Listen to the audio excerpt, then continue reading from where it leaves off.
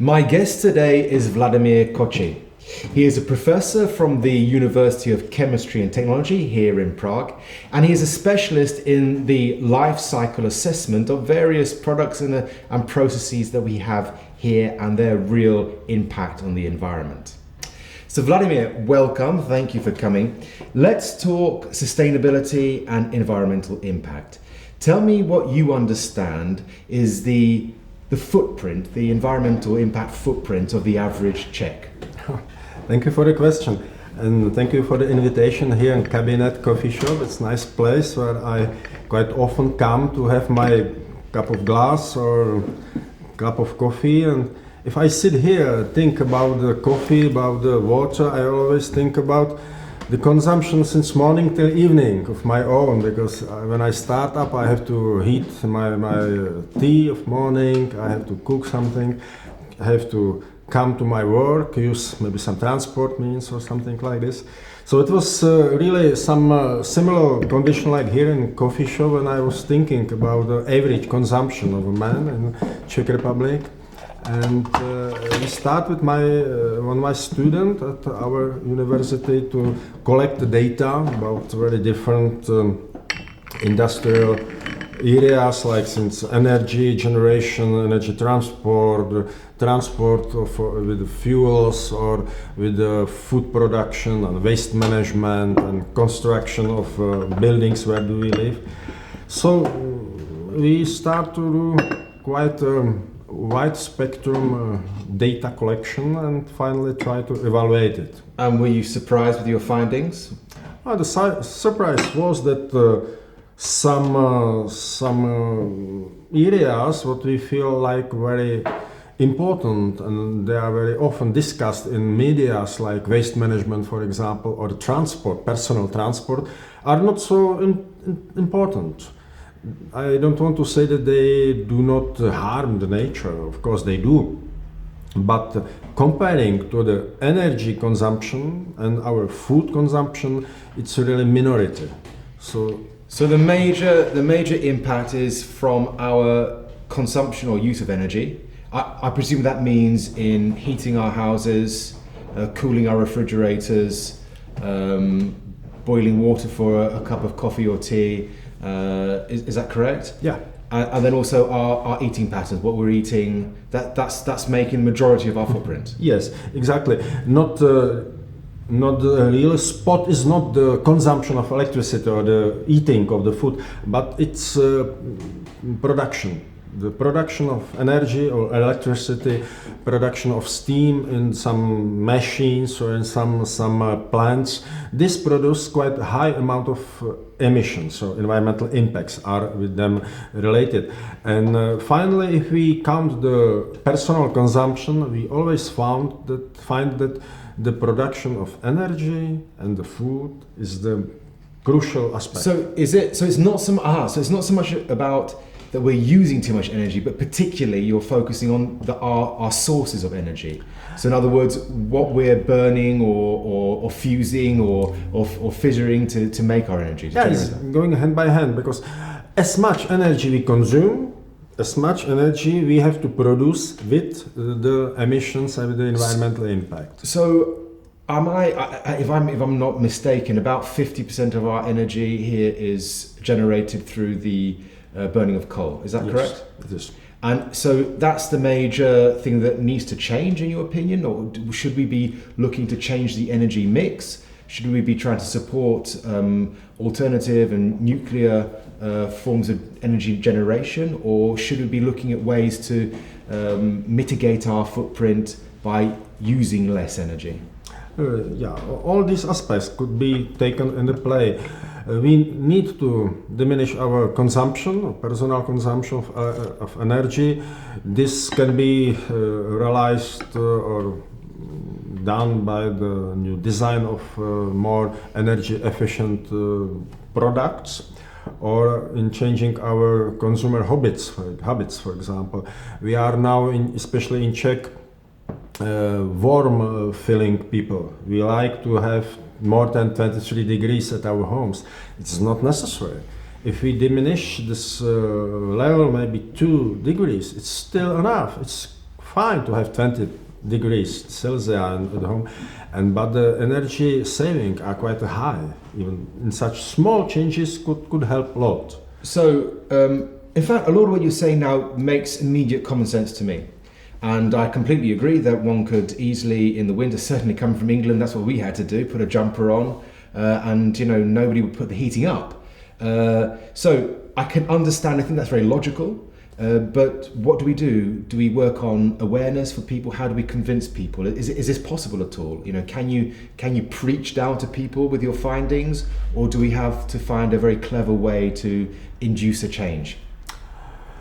It's not easy to change the habits of the people, and we should communicate them. It is important, but it's not my role. My role is environmental scientist. I discovered these facts. I put the numbers down, and it depends on politicians or some influence makers that they will spread this information to people. So that's the next step. Let's talk some numbers.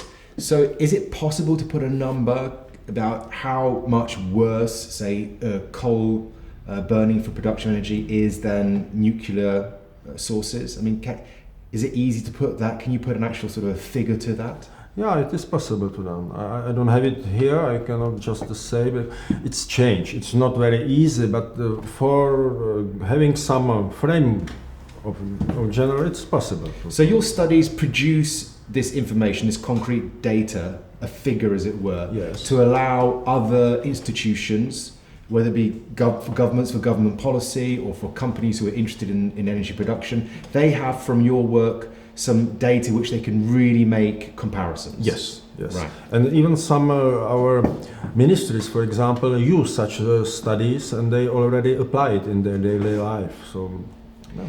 Okay, so that's energy, which is perhaps or our use of energy as the biggest part of our footprint.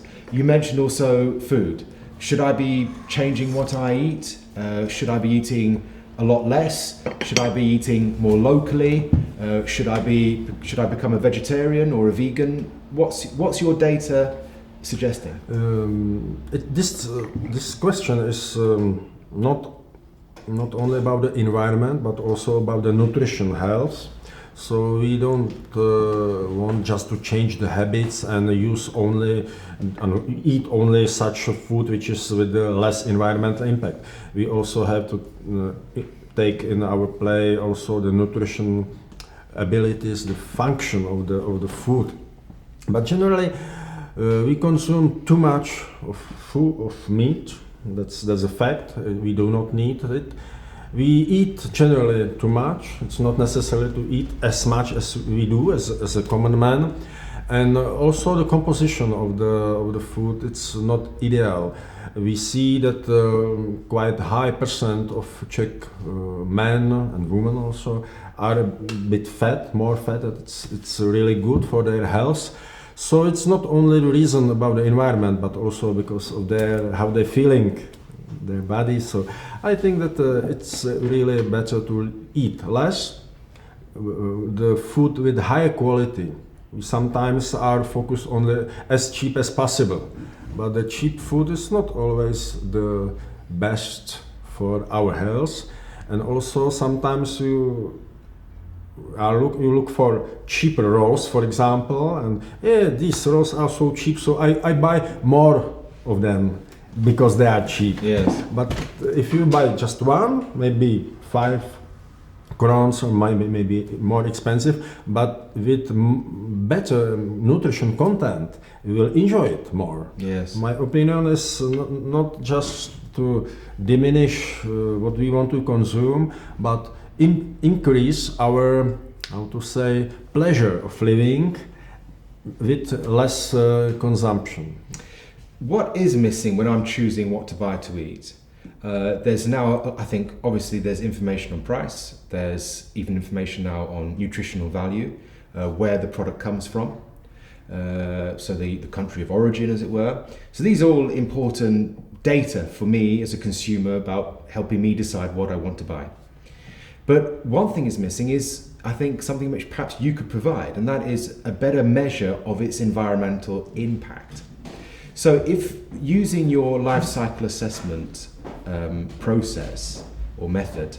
Are there any surprises out there? Did you discover that there are certain food types which actually have a lot bigger environmental impact than common sense would think? Yeah, quite often we find something very interesting we are a bit surprised about. For example, today we evaluated one diploma work of one my student. He compared different wastewater treatment technologies systems, and two of them are much more innovative, which led to better quality, the cleaning of the water. But if you compare it with the life cycle assessment, you find that the general environmental impacts are almost the same. We make better the wastewater, but we consume higher amount of energy, we consume some other chemicals for it. These chemicals, this energy has to be somewhere, somehow produced, and also some other environmental impacts are released with the production. So what I have found is that even if we are interested in improving our environment, and it's not automatic because a lot of countries still today are not interested in this, but if we do and if we want to improve something, we very often do three principal mistakes. We improve it just locally, and we push the environmental impacts or the waste, for example, somewhere longer distance abroad. This is the problem, that we do not solve it totally, but only locally. The second problem is that we solve it only temporary, for some time. For example, landfilling is very typical technology, which is working like this. We put the waste in the landfill, and for a couple of years, maybe decades, it seems to be like a black hole, and it's away. But after some time, the leachate take part, the spreading into the ground, toxicants are working in the environment. It's the second worst, bad approach. And the third one is that we improve one environmental problem. Let's say we try to diminish the effect of greenhouse gases, but we produce some another environmental impact, like we produce more toxic substances, for example. So it's again shifting our problem. Well, it sounds, a lot of what you're saying is the interconnectivity of things. As you said, as we're progressing as a society, we're realizing that we're living in a very much in a globalized society where our waste can no longer just be pushed to another part of the world and we can forget about it. It is all interlinked. Also, the interlinking of when we do use certain methodologies such as methods such as landfill, then that can lead to leaching. It gets into other parts of the whole system. So the interconnectivity suggests that we need to have more of a broader approach, more of an interconnected approach to find solutions. A lot of what is going on currently is this idea of a circular economy, a much larger, bigger driver, understanding the real value of certain resources and products and things, and looking at better ways to get that back into the cycle to improve our waste management, etc. Now, a lot of focus in terms of materials has recently been on plastics, and in particular plastic packaging. What's your understanding from where you come from, your insight, from your profession? How do you see the challenges of packaging? If I should express it in a couple of sentences, it will be that I like plastics as a very, very complex material which can be used for a lot of specific specific tools or for specific areas, but it has been used for a longer time. The main problem is with the single-use plastic, which I currently really hate, let's say, because it's not necessary. First, it's not necessary to use single-use plastics. I know that in some industrial areas like food packaging, especially of dairy products, it's sometimes not easy to have some other way of packaging. But generally the single-use plastic are problematic, and this we should to change somehow. Now the concern is very often focused on the waste management, on the recyclation and the use of waste plastics. But to me it's not the way. It's just one step which we should do maybe today, but generally we should be aware of single-use plastic, because there is no reason to. So you're saying that ultimately we need to move away from single-use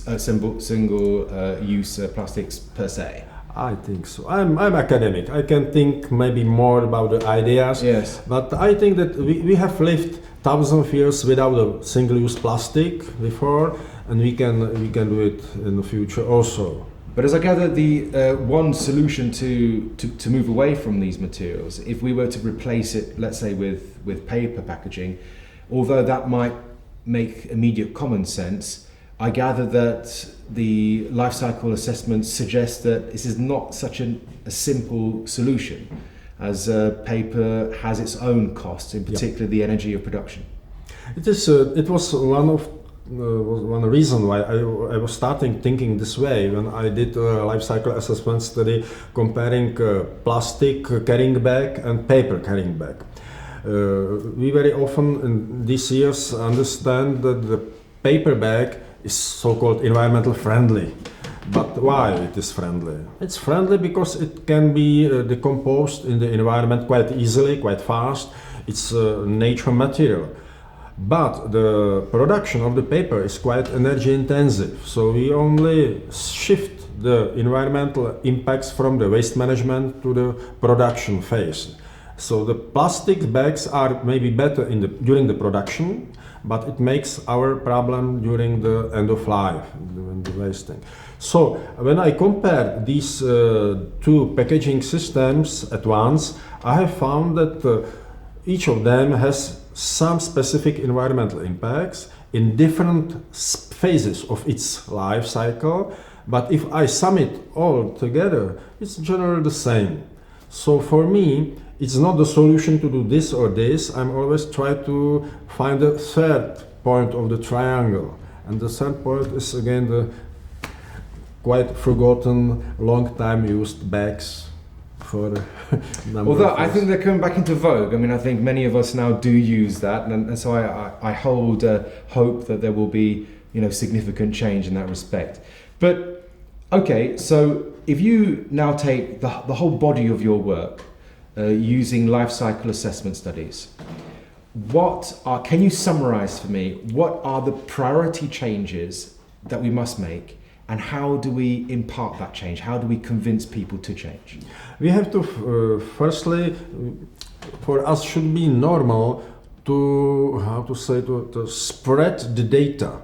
Do not focus only one specific topic, but we have to sum it all together and don't improve only the waste management or the energy production, but we have to think in a more holistic approach that as I'm a consumer, what all products I consume during one year, for example, and in what I can do much higher improvement. And not just to say waste management makes environmental impact, we have to improve the waste management. It's interesting that you use in your answer the first person, which means that I interpret that as the responsibility should be on the individual to make that change. Mm-hmm. And then does that mean that it's important that we understand that we have to impart that change rather than wait on, submissively for government or business to make that change for us? We have to make that choice. Is that correct? Yes, correct. We should start from the bottom level, from the bottom up. We want to inform the people that they have to change something in their life to enjoy more the life, but do not consume as much as needed. And I am realistic that I do not expect that the companies or the politicians from the top level will change it, because they like the status quo, because their business models are fitting perfectly to this system.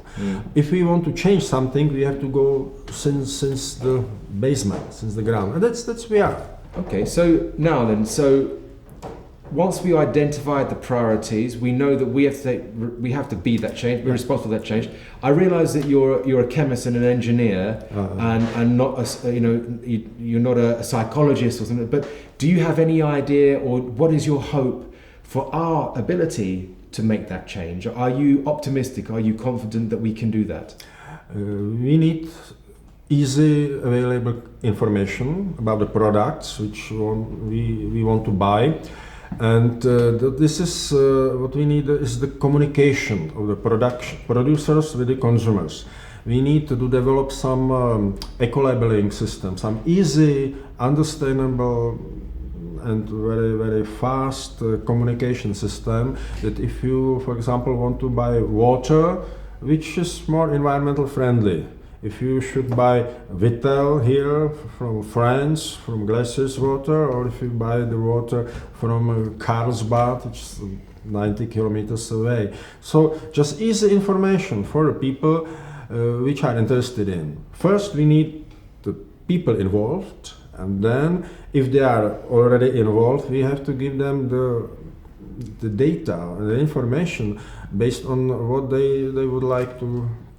So when I listen to you speak now, the first thing that comes to my mind is how in recent years, how easy it is when you buy, for example, a refrigerator or a dryer or a washing machine.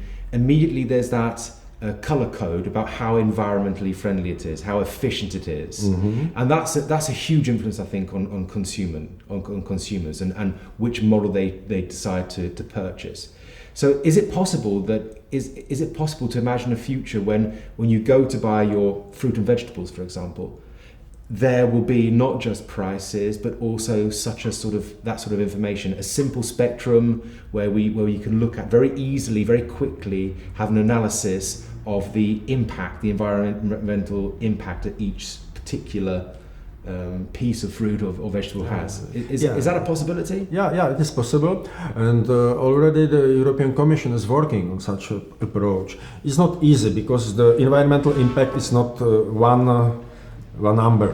We cannot measure the environment with a single sonda or some fingerprint, but we have very different environmental impacts. And the problem is that some products has impact in, let's say, global warming, another in toxicity, another in acidification, in eutrophisation. There is, let's say, 10 main environmental problems today we are facing, and not easy to have one. To put it down to one number, one thing, yeah. And if it will be 5 numbers on such product, it's too complicated for the people. Of course. This is what I'm a bit afraid. But I mean, are you working towards that? Are you trying to find then yourself in your work that solution that to simplify it for the public, for the humble consumer, that it can make an informed decision easily and quickly? Since from this point of view, the carbon footprint is for me quite acceptable, easy value. Not the perfect, there are some problems with this, but especially in Czech condition, I think it's quite a good indicator. It's not only about the climate change, about the global warming, but it's about the dependency of the product on the fossil economy. It's quite interesting, and with the fossil economy goes hand by hand the toxic impacts, the acidification, more other environmental impact than only the global warming. So for me, this could be quite a good indicator. Professor Kočí, you work at a university, you're surrounded every day by young, intelligent people. Are you filled with optimism for the future? Do you see in this latest generation a difference? Are they more aware? Are they more concerned? Do you think that we have a bright future ahead of us? I'm optimistic. I see that the new generation are quite different that we are, because they have day-to-day experience with fast communication. They use the social networks. They are very familiar with very fast interchange with the information, and they starting to be more involved in daily life than we were.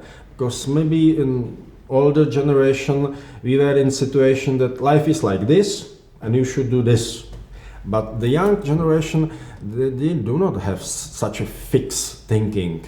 They are more flexible, and even if I do not fully agree with some activities today dealing with the climate change and something like this with the young people, because not so easy, but generally I like their activity, and they're willing to be part of the world. This is perfect. They are not skeptical, because majority of people are skeptic. They just want to have what they need, and they are not interested in what's going 10 meters away from them. This is what I see like nice and optimistic. And a lot of students are very active in selecting their topics for the research, and they want really to study something what will be of importance for everybody. It's very nice. Professor Kočí, on that optimistic note, we'll bring this discussion to a close. Thank you very much for coming and sharing your thoughts and insight. As a small token of our thanks, I have a t-shirt for you, much similar as this one I'm wearing now, so enjoy it. Good luck with all your work. Thank you very much.